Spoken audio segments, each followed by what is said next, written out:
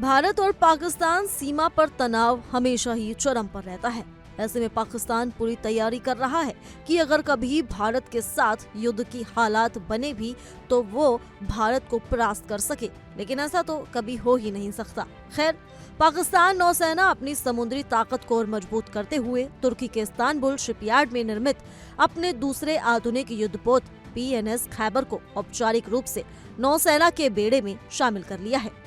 ये कमीशनिंग समारोह बेहद महत्वपूर्ण माना जा रहा है, क्योंकि ये न सिर्फ पाकिस्तान नौसेना की क्षमताओं में इजाफा करता है, बल्कि पाकिस्तान और तुर्की के बीच गहरे होते रक्षा संबंधों को भी दर्शाता है।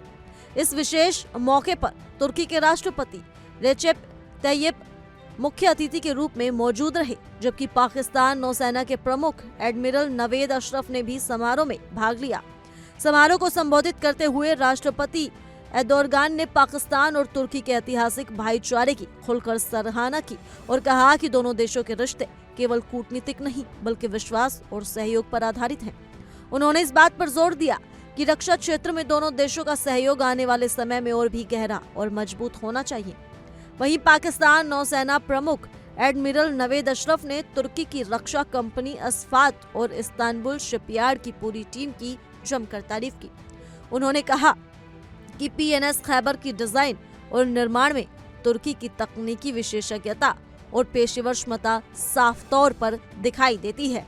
एडमिरल अशरफ ने इस परियोजना को पाकिस्तान और तुर्की के बीच बढ़ती रक्षा साझेदारी का एक मजबूत प्रतीक बताया और कहा कि ऐसे सहयोग से दोनों देशों की नौसेनाओं की क्षमता में लगातार इजाफा हो रहा है। कमीशनिंग के बाद राष्ट्रपति एर्दोगान ने PNS खैबर का विस्तृत दौरा भी किया। इस दौरान उन्होंने औपचारिक रूप से गार्ड ऑफ ऑनर दिया गया। उन्होंने जहाज पर तैनात नौसैनिकों से मुलाकात की, उनसे बातचीत की और उनकी प्रशिक्षण एवं तैनाती से जुड़ी जानकारियां ली।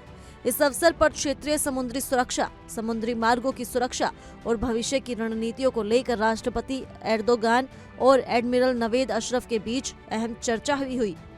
दोनों नेताओं ने इस बात पर सहमति जताई कि आने वाले समय में पाकिस्तान और तुर्की की नौसेनाएं संयुक्त अभ्यासों के जरिए आपसी तालमेल, संचालन क्षमता और सामरिक सहयोग को और मजबूत करेंगी। गौरतलब है कि साल 2018 में पाकिस्तान और तुर्की की कंपनी अस्फात के बीच मिलगेम क्लास के 4 आधुनिक कॉर्वेट युद्धपोतों के निर्माण को लेकर एक अहम समझौता हुआ था। इस समझौते के तहत 2 युद्धपोत तुर्की में बनाए जा रहे हैं, जबकि शेष 2 युद्धपोत कराची शिपयार्ड में तुर्की की तकनीकी सहायता से तैयार किए जा रहे हैं। PNS खैबर इस परियोजना का दूसरा युद्धपोत है, जबकि पहला जहाज PNS बाबर पहले ही पाकिस्तान नौसेना के बेड़े में शामिल हो चुका है। इस श्रृंखला के बाकी 2 युद्धपोत PNS बैदर और PNS तारिक के साल 2026 और 2027 के आसपास सेवा में शामिल होने की उम्मीद जताई जा रही है। मिलगेम क्लास के ये युद्धपोत पाकिस्तान नौसेना के सबसे उन्नत और अत्याधुनिक सतही युद्धपोत माने जाते हैं। इनमें आधुनिक कमांड और कंट्रोल सिस्टम, नवीनतम हथियार प्रणालियां, उन्नत सेंसर और आधुनिक तकनीक का इस्तेमाल किया गया है। ये बहुउद्देशीय corvette anti submarine warfare, air defence और सतही युद्ध अभियानों को प्रभावी ढंग से अंजाम देने में सक्षम है। इन जहाजों की तैनाती से पाकिस्तान नौसेना की ऑपरेशनल क्षमता में उल्लेखनीय बढ़ोतरी होने की उम्मीद है। PNS खैबर के नौसेना में शामिल होने पर पाकिस्तान के राष्ट्रपति आसिफ अली जरदारी और प्रधानमंत्री शहबाज शरीफ ने भी पाकिस्तान नौसेना को बधाई दी है। उन्होंने अपने संदेश में कहा कि आधुनिक युद्धपोत देश की समुद्री सीमाओं की सुरक्षा को और मजबूत करेगा और अंतर्राष्ट्रीय व्यापार मार्गों की सुरक्षा में भी अहम भूमिका निभाएगा। सरकार का मानना है कि इस तरह के अत्याधुनिक युद्धपोतों के शामिल होने से पाकिस्तान की समुद्री सुरक्षा, रणनीतिक स्थिति और क्षेत्रीय संतुलन को नई मजबूती मिलेगी। ऐसे में पाकिस्तान के इस कदम पर अब भारत का क्या बयान होगा, अब ये तो आने वाला वक्त ही बताएगा।